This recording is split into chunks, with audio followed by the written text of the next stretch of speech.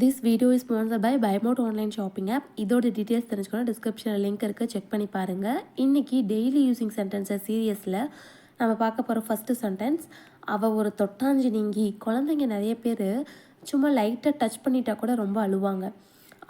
நம்ம வந்து என்னென்னு சொல்லுவோம், அவள் ஒரு தொட்டாஞ்சி நீங்கி, அவளை எதுக்கு அடித்த அப்படின்னு கேட்போம் இல்லையா? அதுதான் she is so touchy. She is so touchy அப்படின்னா அவள் தொட்டாலே அழுவா அப்படிங்கிற மீனிங். நெக்ஸ்ட்டு, ஒரு பர்சன் இருக்காங்க அப்படின்னா அவங்களுக்கு எந்த ஜாபும் இல்லை. அதை எப்படி சொல்லுவோம்? அவன் ஒரு வெட்டி பையன், அவன் எந்த வேலையும் செய்யலை, அவனுக்கு எந்த வேலையும் இல்லை அப்படின்னு சொல்லுவோம். அதை he is jobless man. He is jobless man அப்படின்னா அவனுக்கு எந்த வேலையும் இல்லை, அவன் ஒரு வெட்டி பையன் அப்படிங்கிற மீனிங். நெக்ஸ்ட் ஒன், ஒரு கான்வர்சேஷன் போயிட்டுருக்கு ஃப்ரெண்ட்ஸ்குள்ளே, இது ரிலேட்டிவ்ஸ்குள்ளே ஒரு கான்வர்சேஷன் போயிட்டுருக்கு அப்படின்னா அதில் ஒரு சடனாக ஏதோ ஒரு ஒர்க் வந்துருச்சு அப்படின்னா நம்ம அப்புறம் பேசலாம் அப்படின்னு சொல்லுவோம் இல்லையா? நம்ம அப்புறம் பேசலாம் அப்படிங்கிறத let's talk later. Let's talk later. டாக்னா பேசலாம், லேட்டர்னா அப்புறம். லெட்ஸ் டாக் லேட்டர் அப்படின்னா நம்ம அப்புறம் பேசலாம். ஒரு சண்டை வந்துருச்சு அப்படின்னா எனக்கு மெசேஜ் அனுப்பாத ஃபஸ்ட்டு அப்படின்னு சொல்லுவோம் இல்லையா? மெசேஜ் அனுப்பாத அப்படிங்கிறத டோன்ட் டெக்ஸ்ட் மீ அப்படின்னு சொல்லுவோம். Don't text me.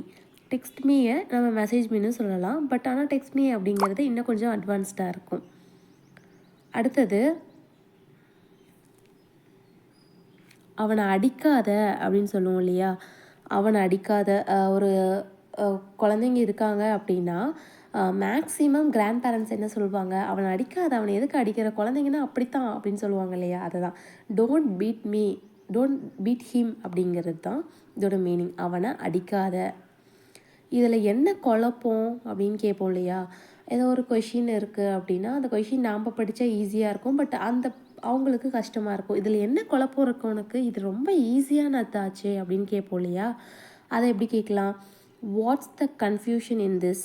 What's the confusion in this அப்படின்னா இதில் என்ன குழப்பம் இருக்குது, நீ கன்ஃபியூஸ் ஆகிற மாதிரி இதில் எதுவும் இல்லை, ஈஸியாக இருக்கே அப்படின்னு சொல்கிற போது இந்த சென்டென்சஸ் நம்ம யூஸ் பண்ணிக்கலாம். அடுத்தது, இந்த வேலையை முதல்ல செய்ய அப்படின்னு சொல்லுவாங்க. அப்பாவாக இருக்கட்டும், அம்மாவாக இருக்கட்டும், பொதுவாக பேரண்ட்ஸ்னாலே என்ன பண்ணுறியோ இல்லையோ ஃபஸ்ட்டு இந்த வேலையை முடிச்சிரு அப்படின்னு சொல்லுவாங்க இல்லையா? அதை தான் do this work first. Do this work first அப்படின்னா ஒர்க்குன்னு சொல்லலாம், ஒர்க்குன்னு சொல்லுவாங்க, ஒரு சில ஒர்க்குன்னு சொல்லுவாங்க. அது உங்கள் கான்வர்சேஷனுக்கு, உங்களோட இங்கிலீஷ் ஃப்ளூயன்சிக்கு தகுந்த மாதிரி யூஸ் பண்ணிக்கோங்க. தோசை தீஞ்சு போச்சு அப்படின்னு சொல்கிறது எப்படி சொல்லலாம்? தோசை தீஞ்சு போச்சு அப்படிங்கிறத தோசா ஹேஸ் ஸ்காட்ச்டு. ஸ்காட்ச்டு அப்படின்னா தீஞ்சு போச்சு அப்படிங்கிறது தான் ஸ்காட்ச்டுன்னு சொல்லுவோம். தோசா ஹேஸ் ஸ்காட்ச்டு அப்படின்னா தோசை தீஞ்சு போச்சு.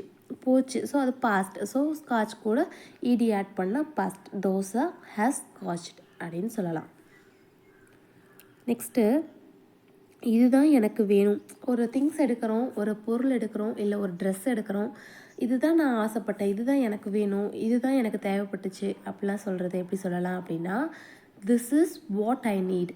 This is what I need அப்படின்னா இதுதான் எனக்கு தேவைப்பட்டுச்சு, இதுதான் எனக்கு வேணும் அப்படிங்கிறதுக்கு எல்லாத்துக்குமே இந்த சென்டென்சஸ் நம்ம யூஸ் பண்ணிக்கலாம். எல்லாம் ஆல்மோஸ்ட் சென்டென்சஸ் நிறைய இருக்கும், பட் மீனிங் வந்து இந்த sentence this is what I need அப்படின்னா இதுதான் எனக்கு தேவைப்பட்டுச்சு, இதுதான் எனக்கு வேணும் அப்படிங்கிற மீனிங். அடுத்தது நம்ம பார்க்க போகிறது என்னென்னா, நீ ஏன் அப்படி நடிக்கிற.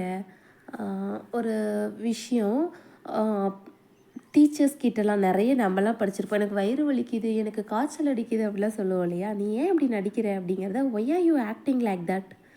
Y are you acting like that. நீ ஏன் அப்படி நடிச்சிட்ருக்க அப்படின்னு சொல்கிறதுக்கு இந்த சென்டென்ஸ் யூஸ் பண்ணிக்கலாம்.